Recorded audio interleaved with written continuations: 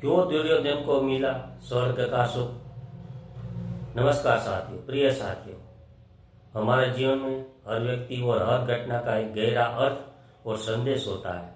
हम अक्सर सुनते हैं कि अच्छे कार्यों का फल और बुरे कार्यों का दंड मिलता है, लेकिन क्या आपने कभी सोचा था कि एक व्यक्ति जो पूरी तरह से अधर्म, अहंकार और भ्रष्टाचार में लिप्त था, उसे भी स्वर्ग का सुख क्यों प्राप्त हुआ?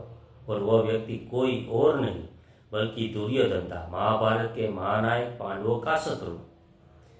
आज जब हम उसी रहस्य को समझे और यह जानने की कोशिश करेंगे कि क्यों दुर्योधन को स्वर्ग का सुख मिला, जबकि वह संसार में किसी भी दृष्टिकोण से धर्म के रास्ते पर नहीं चला था।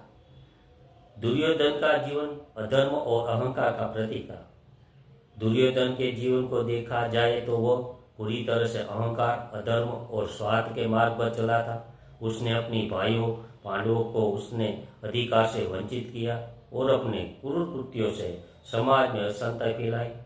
उसने कुरुक्षेत्र के युद्ध को लड़ा, जिसमें करोड़ों लोग मारे गए। फिर भी जब उसका अंत हुआ तो वो पापी होते हुए भी स्वर्ग में क्यों गए? कर्मों का फल। महाभारत में यह स्पष्ट रूप से दर्शाया गया है कि कर्मों का फल हर किसी को मिलता है और वही उसका भाग्य तय करता है। दुर्योधन के कर्म भी अपने आप में बहुत जटिल थे। उसने भले ही अधर्म किया था, लेकिन उसने अपने अधिकार के लिए संघर्ष किया। उसने अपने आत्मविश्वास और साहस में संघर्ष किया। भले ही उसकी राह गलत थी, उसके द्वारा की गई गलतियां के बावजूद उसका संघर्ष और आत्मविश्वास स्वर्ग में उसकी जगह बनाने का कारण बने। यह हमें सिखाता है कि हम जो भी कार्य करते हैं, चाहे वो सही हो या गलत, उसका परिणाम हमें भुगतना पड़ता है। लेकिन सबसे महत्वपूर्ण बात यह है कि हमारे कार्यों के माध्यम से हमारे मन का दृष्टिकोण और हमारा संघर्ष कहीं न कहीं हमारा आत्मसम्मान और आत्म अस्तित्व को भी प्रभावित करता है। शेर की तरह संघर्ष करने की भावना। दुर्योधन के जीवन में एक पहलू था जो उसके संघर्ष को कुछ हद तक सम्मानजनक बताया। वह था उसका अधिक आत्मविश्वास और संघर्ष करने की भावना। वह कभी भी हार मानने वाला नहीं था। युद्ध के मैदान में और जीवन में उसे कई बार अपमानित किया गया, लेकिन उसने कभी भी अपने आत्मविश्वास को नहीं खोया। पांडवों के सामने खड़ा होना, उन्हें चुनौती देना, युद्ध में उनका सामना करना, ये सब उसकी निडरता और साहस का प्रतीक था। यह हमें यह सिखाता है कि जीवन में चाहे कितनी भी समस्या क्यों ना आए, हम अपने लक्ष्य को पाने के लिए हमेशा संघर्ष करते रहना चाहिए। यही साहस और संघर्ष हमें जीवन में सफल बनाने की मदद करते हैं, चाहे हमें अपने कर्मों का फल भोगना पड़े। उसकी सच्चाई और ईमानदारी। दुर्योधन में एक बात थी जो उसकी कमजोरी नहीं थी बल्कि ताकत थी। वो था उसकी सच्चाई और ईमानदारी। वह कभी भी अपने इरादों को छुपाता नहीं था। उसने हर बात खुले तौर पर कही। यदि उसने पांडवों को उनके अधिकार से वंचित किया तो उसने उसे छुपाया नहीं। उसने अपनी नफरत और घृणा के सार्वजनिक रूप में प्रकट किया।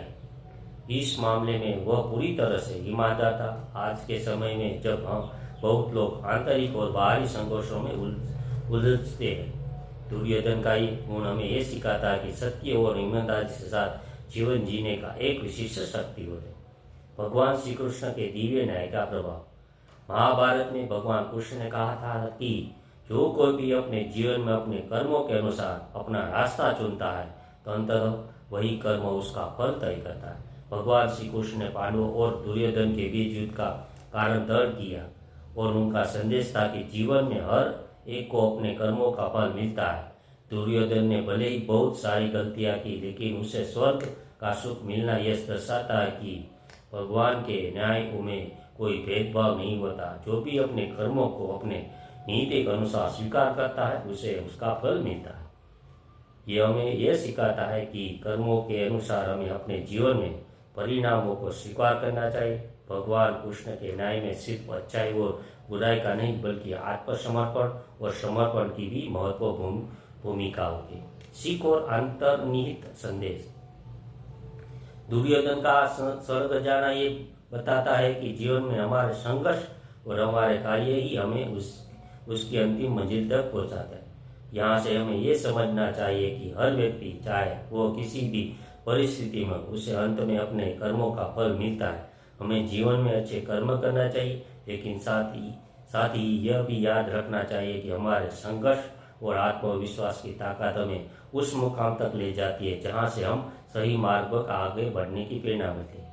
तो मित्रों, दुर्योधन का ये जीवन हमें यह सिखाता है कि हमारे कर्म और हमारे संघर्ष के परिणाम ही हमारी नीति तय करते हैं, चाहे हमारे मार्ग सही हो या गलत। हमें यह समझना होगा कि हमारे कर्म और हमारी ईमानदारी ही हमारे जीवन के सबसे बड़े शिक्षक हैं। इसलिए जीवन में हर संघर्ष को स्वीकार करें, हर चुनौतियों का सामना करें और अपने कर्मों से अपना मार्ग चुनें, क्योंकि यही आपको आपकी अंतिम मंजिल तक पहुंचाने में मदद करे। धन्यवाद। जय श्री राम। राधे राधे। हर हर Mahadev. Subscribe, like, share @mythology Bharat. धन्यवाद। देखते रहिए माइथोलॉजी भारत चैनल। सब्सक्राइब कीजिए, लाइक कीजिए, शेयर कीजिए, हाथ कीजिए। नमस्कार।